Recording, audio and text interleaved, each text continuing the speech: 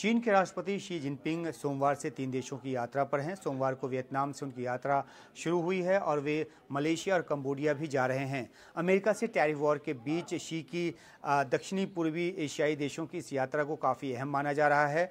Vietnam और Cambodia पर अमेरिकी राष्ट्रपति ट्रंप ने 46 और 49% रेसिप्रोकल टैरिफ लगाने का ऐलान किया था, जो कि सबसे ज़्यादा था। हालांकि ये 90 दिनों के लिए सस्पेंड किया गया है, लेकिन इस तरह के टैरिफ से इन देशों की जो चिंता पैदा हुई है, शी अपने दौरे में चीन के पक्ष में उसे भुनाने की कोशिश करेंगे, ऐसा माना जा रहा है।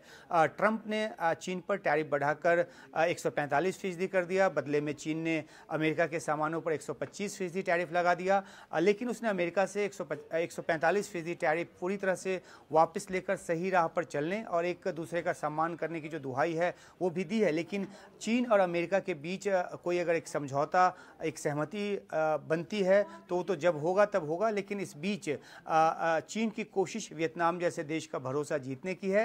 वो खुद एक स्थिर और जिम्मेदार देश के तौर पर दिखाने की कोशिश कर रहा है और इस दौरे के दौरान भी शी ऐसी कोशिश करेंगे, ये माना जा रहा है।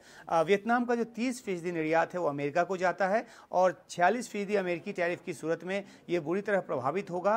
और लेकिन उसने अमेरिका के साथ बातचीत का जो हाथ है वो बढ़ाया है। अपने उप प्रधानमंत्री डुक पोक को उसने वॉशिंगटन भेजा, अमेरिकी सामान पर सभी टैरिफ हटाने और अमेरिका से और सामान खरीदने का भरोसा दिया। इसमें डिफेंस और सिक्योरिटी प्रोडक्ट भी शामिल हैं। तो वो कोशिश में जुटा एक तरफ, लेकिन दूसरी तरफ वियतनाम के सामने दूसरी चुनौती भी है।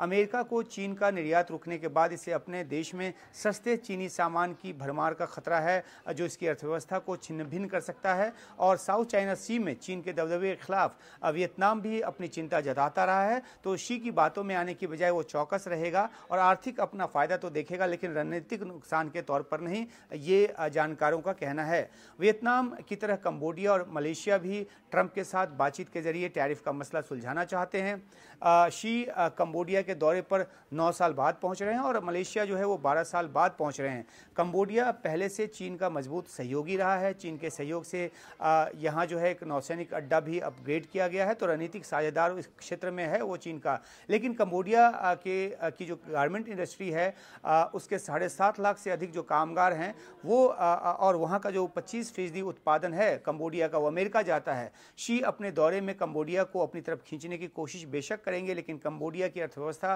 की जो भलाई है वो ट्रंप को समझा बुझाकर टैरिफ वापस करवाने में है। तो कुल मिलाकर कंबोडिया की स्थिति दुविधा भरी है और शी के इस दौरे के दौरान उसकी स्थिति होगी कि गुरु गोविंद दोनों खड़े, काके लागू पांव।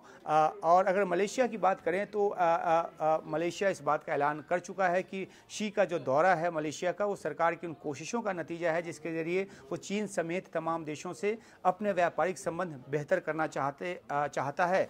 चीन अमेरिका के खिलाफ देशों को एकजुट करना चाहता है और तो और इसके लिए उसने यूरोपीय देशों की तरफ भी बातचीत का कदम बढ़ाया है और भारत को भी भरोसे में लेना चाहता है। लेकिन चीन की जो सामरिक एक पोजीशनिंग है, जिस तरह से वो एक साम्राज्यवाद की नीति पर चलता है, ऐसे में कई ऐसे देश हैं क्षेत्र के जो चीन के साथ संभल कर ही बातचीत आगे बढ़ाने के पक्षधर रहे हैं।